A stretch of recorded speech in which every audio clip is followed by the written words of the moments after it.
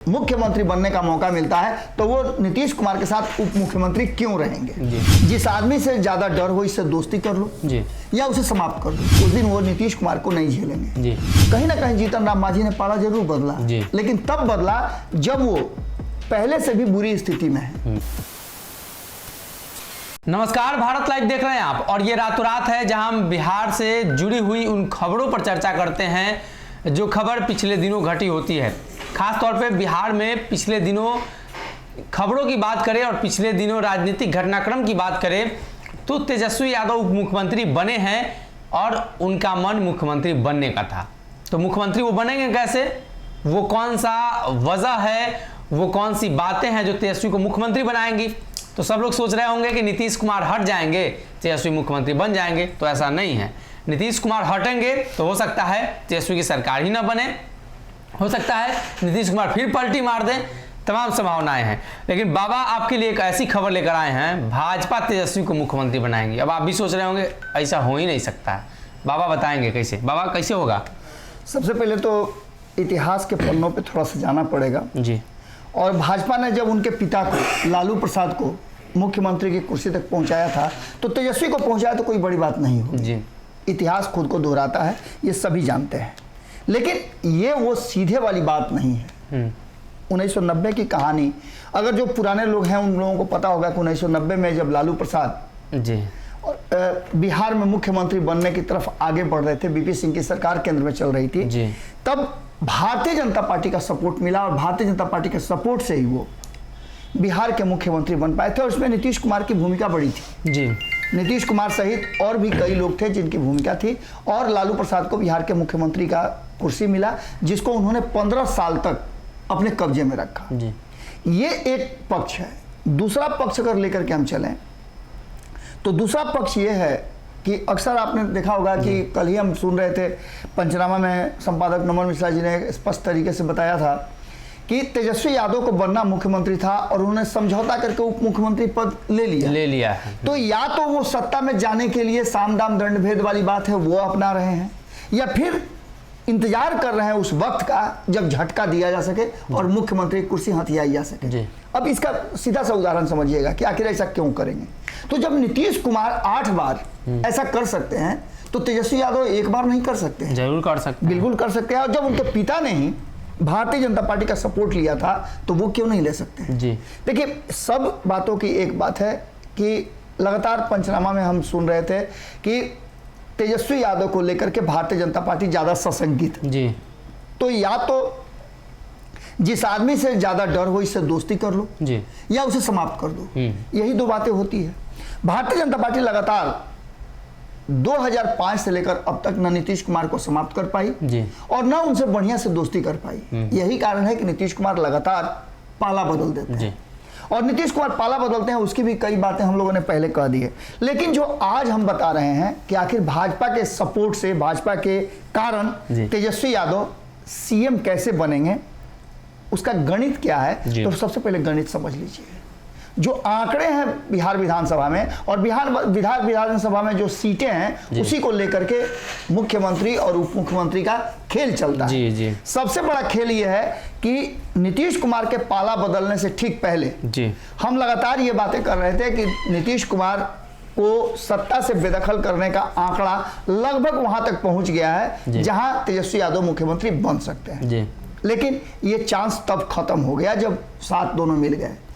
उस समय भी आपने देखा होगा कि पहले से ये बात चल रही थी, जो 2020 की सरकार बनी थी उस समय भी ये बात चल रहा था कि अगर जीतन राम मांझी और मुकेश सहनी दोनों पाला बदल दे तो तेजस्वी मुख्यमंत्री बन सकते हैं।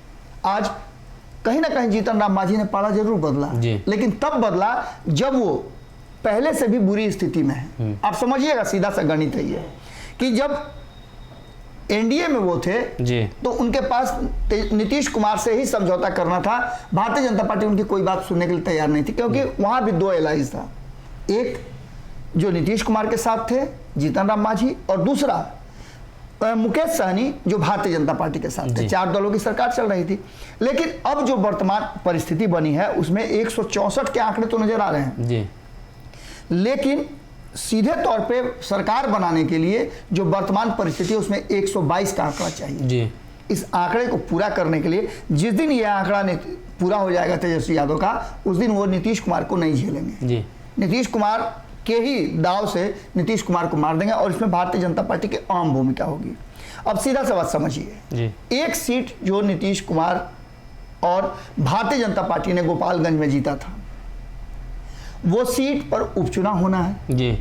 और एक सीट जिसमें अयोग्य घोषित किए गए, उन पर चार्जेस फ्रेम हुए, इसके चलते अनंत सिंह की खाली हो रही है जी। ये 2 सीटें खाली हो रही है।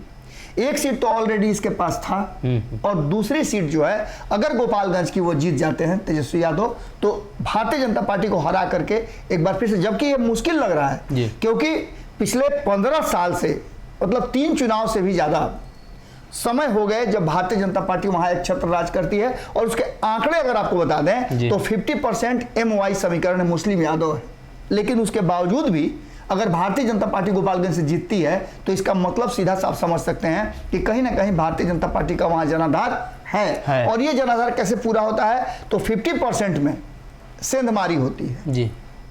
जो यादव बिरादरी है उसमें से कुछ लोग भारतीय जनता पार्टी के समर्थक हैं जो हिंदुत्व के एजेंडे पर चलते हैं, और बाकी का सवर्ण समाज जो है वो पूरी तरह से वोट करता है जी। ये आंकड़ा हम फिर कभी समझाएंगे, लेकिन वर्तमान जो परिस्थिति है उसमें, अभी जो वर्तमान स्थिति है महागठबंधन की, उसमें से अगर नीतीश कुमार को छांट दें तो 114 का आंकड़ा है जी।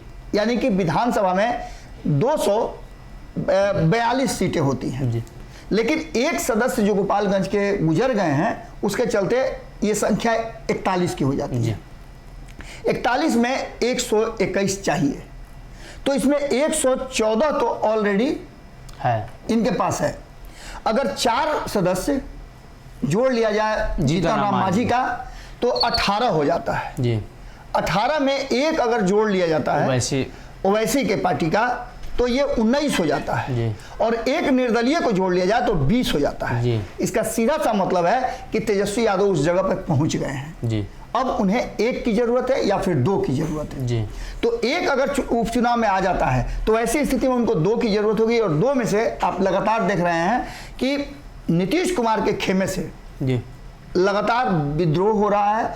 कई लोगों ने पूछा भी है कि कितने लोग विद्रोह कर रहे हैं, तो सबका नाम सब कोई बाहर नहीं आता है, नेता एक ही होता है। अब आप पूछिएगा कि कितने नेता हैं जदयू में जी, तो कोई से पूछ लीजिए ना, जदयू के लोगों से पूछिए कितने नेता हैं आपके यहाँ, तो कहेंगे एकमात्र हमारे नेता है नीतीश कुमार। तो विद्रोह करने के लिए किसी एक को सामने लाना पड़ता है, और भारतीय जनता पार्टी पूरी रणनीति बना रही है। उस रणनीति में आपने चिराग पासवान को देखा होगा पिछले 10 दिनों में, जब से ये नई सरकार बनी है उसके ठीक बाद चिराग पासवान जितना एग्रेशन के साथ काम कर रहे हैं, जिस एग्रेशन के साथ वो हमले कर रहे हैं, वो देख करके आपको लगता होगा कि बिहार की राजनीति में बदलाव हो रहा है जी। वहीं आपने देखा कि एक और जो बहुत मुख्य चेहरा है, जो कि कहा जाता है कि पिछड़ी जातियों के अति पिछड़ी जाति में नीतीश कुमार के समकक्ष खड़ा होने के लिए तैयार हैं, RCP सिंह, वो एक बड़े फैक्टर है। दिल्ली में लगातार बैठे हुए हैं और दिल्ली में मीटिंग का दौर चल रहा है। उसके बाद इन सारी मुलाकातों के बाद अब अमित शाह का भी, जो हमारे पास जो स्रोत हैं उन स्रोतों से पता चला है कि अमित शाह का बिहार आने का कार्यक्रम भी बन गया है जी। तो ऐसी स्थिति में मैंने शुरू में बताया था सनी कि अगर आपको किसी से बदला लेना हो या दुश्मनी हो तो या तो दुश्मनी जम के निभाइए या उससे दोस्ती कर लीजिए। भारतीय जनता पार्टी इस बात को समझ रही है और 1990 इस बात का गवाह है। भले ही तेजस्वी यादव लिख करके रखे हों अपने ट्विटर पर कि वो भारतीय जनता पार्टी के साथ नहीं जाएंगे, लेकिन भारतीय जनता पार्टी के साथ जाने से उनको अगर मुख्यमंत्री बनने का मौका मिलता है तो वो नीतीश कुमार के साथ उप मुख्यमंत्री क्यों रहेंगे जी। और भारतीय जनता पार्टी इससे कई स्वार्थ जो है सिद्ध करेगी, साधेगी। पहला तो ये कि बाहर से कोई ना कोई रास्ता निकाल करके समर्थन करके और तेजस्वी यादव की सरकार बनवा देगी, जिसमें नजर आ रहा है सीधे तौर पे कि किस तरह से आंकड़े हैं। तो 81 का आंकड़ा पूरा हो जाता है, अभी 79 हैं, अगर 2 सीटें जीत जाते हैं तो 81 का आंकड़ा पूरा हो जाता है। 19 उनके पास ऑलरेडी है जी।